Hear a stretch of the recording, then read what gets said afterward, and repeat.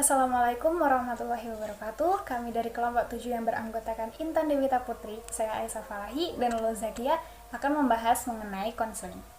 Konseling secara umum merupakan suatu proses komunikasi intrapersonal ataupun dua arah antara konselor dan klien dalam mengatasi dan membuat keputusan mengenai masalah yang dihadapi klien. Sedangkan konseling menurut Kamus Gizi yang dikeluarkan oleh Persagi merupakan suatu proses komunikasi intrapersonal ataupun dua arah antara klien dan konselor untuk membantu klien mengenali dan mengatasi masalah gizi. Dari definisi tersebut, terdapat dua unsur yang terlibat dalam konseling, yaitu konselor dan klien.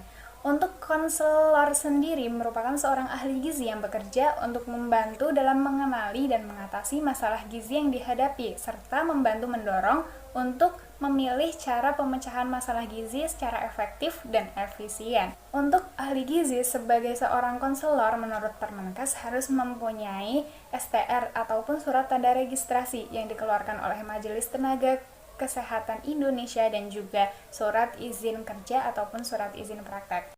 Sedangkan klien sendiri merupakan orang yang ingin mendapatkan bantuan dari konselor dalam mengenali, mengatasi, dan membuat keputusan dalam masalah gizi yang dihadapinya. Lalu selanjutnya adalah tujuan konseling. Tujuan konseling sendiri secara umum itu membantu klien dalam upaya mengubah perilaku yang berkaitan dengan gizi sehingga status gizi dan kesehatan klien menjadi lebih baik.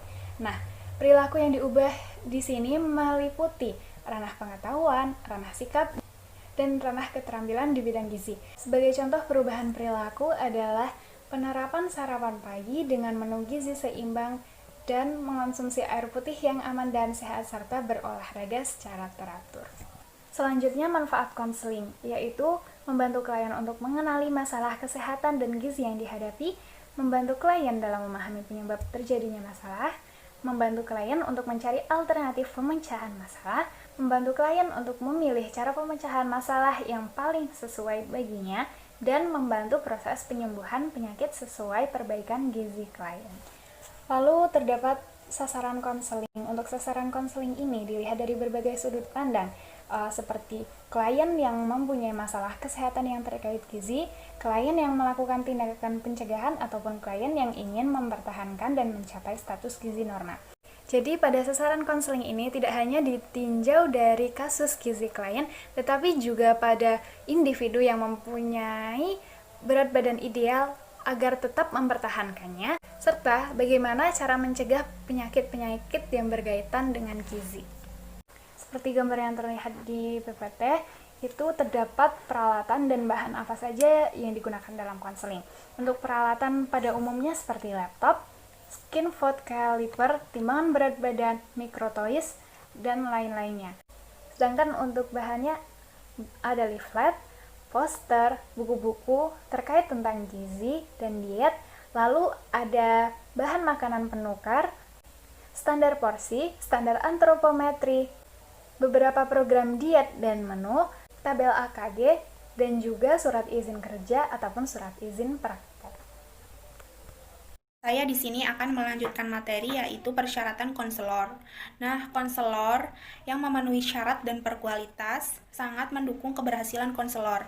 Nah, di sini tuh ada beberapa karakteristik seorang konselor supaya dapat membantu terjadinya perubahan dalam diri klien. Ada beberapa persyaratan dan karakteristik seorang konselor, yaitu yang pertama itu ada keahlian. Seorang konselor itu harus ahli di bidangnya. Seperti contoh itu konselor gizi harus ahli atau menguasai itu di bidang dietetik, strategi konseling, dan dapat mengikuti perkembangan ilmu teknologi di bidang gizi.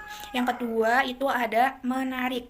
Seorang konselor ini harus menarik agar kliennya itu merasa senang, nyaman apabila melihat seorang konselornya itu berpenampilan menarik, apalagi kalau cantik, ditambah kalau gemuk. Nah, apalagi ditunjang dengan atmosfer lingkungan yang kondusif.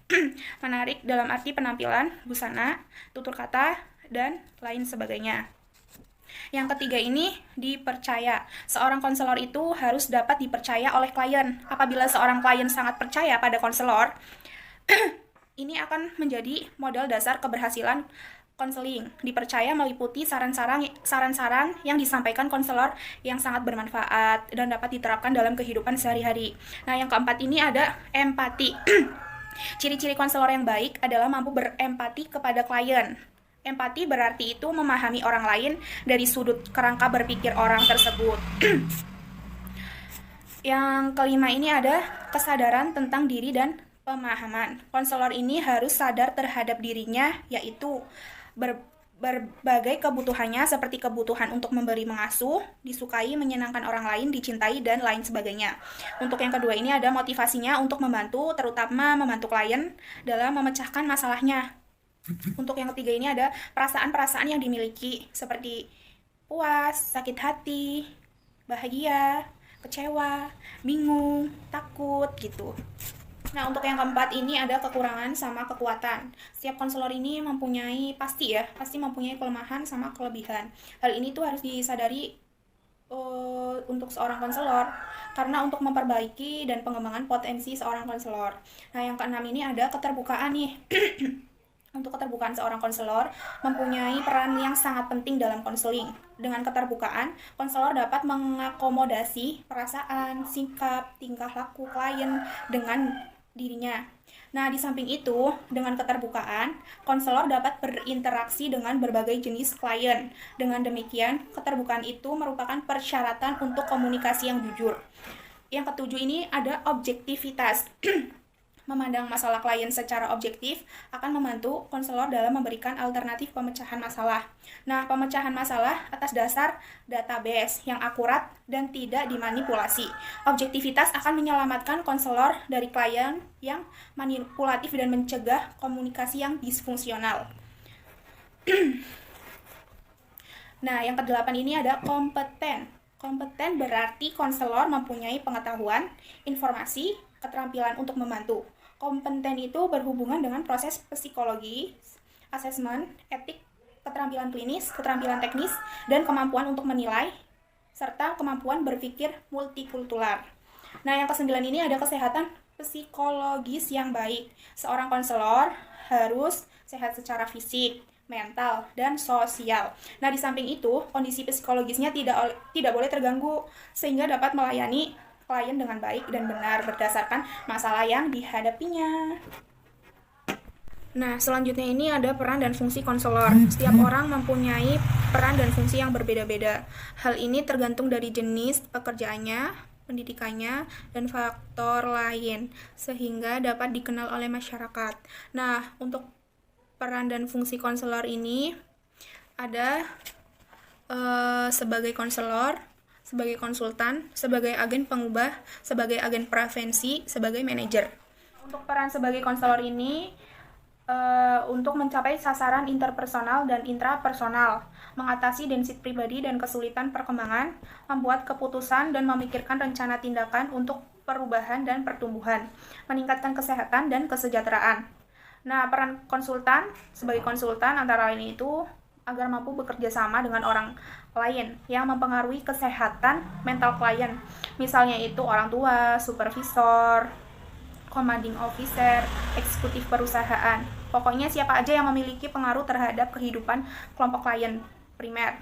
Nah, untuk peran sebagai agen pengubah ini ada mempunyai dampak atau pengaruh atas lingkungan untuk meningkatkan fungsi klien. Seperti asumsi keseluruhan lingkungan tempat klien itu harus berfungsi sebagai berfungsi mempunyai dampak pada kesehatan mentalnya. Nah, peran sebagai agen prevensi primer ini untuk mencegah kesulitan dan perkembangan dan coping sebelum terjadi. Nah, seperti penekanan pada strategi pendidikan dan pelatihan sebagai sarana untuk memperoleh keterampilan coping yang meningkatkan fungsi interpersonal. Nah, selanjutnya ini yang terakhir, peran sebagai manajer untuk mengelola program pelayanan multifaset yang diharapkan dapat memenuhi berbagai macam ekspektasi peran seperti yang sudah dideskripsikan sebelumnya. Nah, untuk fungsinya, ini gantian ya fungsinya, tadi kan udah peran. Nah, untuk fungsi sebagai konselor ini harus ada asesmen, evaluasi, diagnosis, rujukan, wawancara individual, wawancara kelompok. Dan fungsi sebagai konsultan ada asesmen, memimpin kelompok, pelatihan, rujukan, membuat schedule, interpretasi tes. Nah, selanjutnya ini ada fungsi sebagai agen pengubah. Untuk sebagai agen pengubah ini ada analisis sistem, testing, evaluasi, perencanaan program, hubungan masyarakat, konsultasi. Sebagai fungsi sebagai agen prevensi primer nih, untuk mengajar kelompok edukasi orang tua, memimpin kelompok pelatihan, misalnya keterampilan interpersonal. Nah, yang terakhir ini fungsi sebagai manajer untuk membuat schedule, testing, riset, perencanaan, asesmen, kebutuhan, pengembangan survei, dan kuesioner. Selanjutnya yaitu membangun dasar-dasar konseling. Nah, dasar-dasar konseling itu ada 10 poin. Yang pertama adalah keterampilan berkomunikasi seorang konselor. Ketika seorang konselor mempunyai kemampuan atau keterampilan komunikasi dengan baik, maka pesan yang disampaikan kepada klien atau pasien juga akan diterima dengan baik, sehingga si klien atau pasien dapat mengimplementasikan apa yang disampaikan oleh konselor.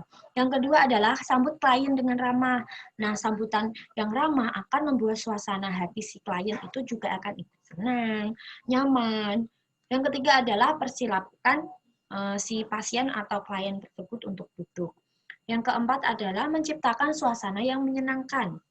Nah, seorang konselor harus mempunyai keterampilan membuat suasana yang menyenangkan. Ketika kita dapat membuat suasana yang menyenangkan, maka energi positif kita juga akan tersalurkan kepada si klien atau pasien tersebut, sehingga dia juga akan ikut senang.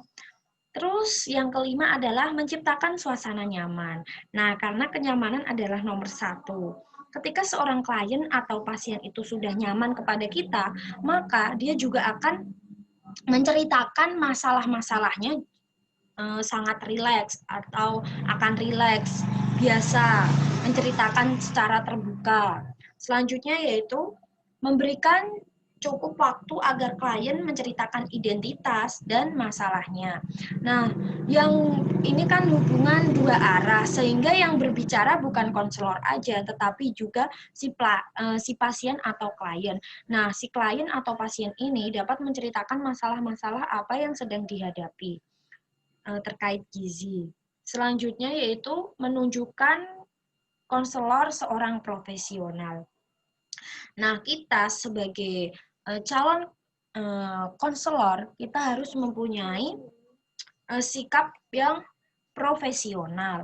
Nah, sehingga si klien tersebut akan percaya kepada kita bahwa kita adalah konselor yang profesional. Sehingga apa yang kita sampaikan itu bisa diterima dan diimplementasikan oleh seorang pasien. Sehingga masalah-masalah yang terjadi akan teratasi. Selanjutnya yaitu melakukan probing. Probing maksudnya kita harus menuntun seorang klien tersebut untuk melakukan apa yang harus dilakukan dan apa yang harus dihindari. Selanjutnya yaitu melakukan hubungan positif. Nah, melakukan hubungan positif di sini maksudnya yaitu sikap saling percaya, terbuka, dan sikap saling jujur. Sehingga si klien atau pasien tersebut akan bercerita dengan apa adanya atau rileks, mengalir. Selanjutnya yaitu jelaskan tujuan dari konseling itu sendiri. Nah, kan orang awam atau si pasien itu belum tahu apa sih tujuan konseling, apakah penting atau tidak dilakukan. Nah, sehingga si konselor harus menyampaikan apa sih tujuan dari konseling, manfaatnya seperti apa, seperti itu. Nah, selanjutnya yaitu alur konseling gizi. Nah, tadi kan kita udah tahu dasar-dasar dari konseling. Sekarang kita harus mengetahui apa aja sih alur dari konseling gizi itu sendiri. Yang pertama adalah membangun dasar-dasar konseling. Tadi udah ya kita bahas bahwa membangun dasar-dasar konseling itu ada 10 poin. Selanjutnya masuk ke tahap yang kedua yaitu menggali permasalahan. Nah, sebelum kita masuk ke diagnosa, apa yang harus kita lakukan, kita harus menggali permasalahannya dulu. Apa sih yang harus dilakukan, masalahnya itu apa. Nah, ini dengan metode asesmen. Nah, di metode asesmen sendiri ini, kita akan menggali data antropometri, data biokimia, data klinis dan fisik, data riwayat makan, dan data riwayat personal dari klien tersebut. selanjutnya setelah kita mengetahui permasalahannya, kita masuk ke tahap memilih solusi atau diagnosa. Nah, di dalam diagnosa ini kita harus mengetahui problemnya apa, etiologinya apa, tanda dan gejalanya itu seperti apa. Nah, setelah ketiga hal tersebut sudah kita ketahui, kita akan masuk ke tahap intervensi. Nah, di tahap intervensi ini kita akan menentukan jenis diet seperti apa yang akan kita berikan kepada pasien, tujuan diet itu seperti apa, prinsipnya itu bagaimana, porsi makannya itu bagaimana, dan lain-lain. Selanjutnya yaitu yang kelima adalah monitoring dan evaluasi. Nah, di tahap ini kita akan menyatakan kembali bahwa atau memberikan kesimpulan dari konseling yang dapat dipahami oleh seorang klien. Nah, seorang klien itu apakah paham yang kita sampaikan saat melakukan konseling. Nah, itu bisa dilihat dari proses dan dampak dari konseling tersebut. Apakah permasalahannya bisa teratasi atau belum? Seperti itu. Itu bisa dilihat dari pemahaman dari klien tersebut, sehingga ketika si klien itu paham, maka konselingnya itu berhasil dengan ditandai atau dampak dari konseling itu sendiri seperti mungkin masalahnya sudah terselesaikan dan lain-lain. Nah, itulah presentasi dari kelompok 7. Kurang lebihnya kami mohon maaf. Jika ada pertanyaan kami persilahkan. Wassalamualaikum warahmatullahi wabarakatuh.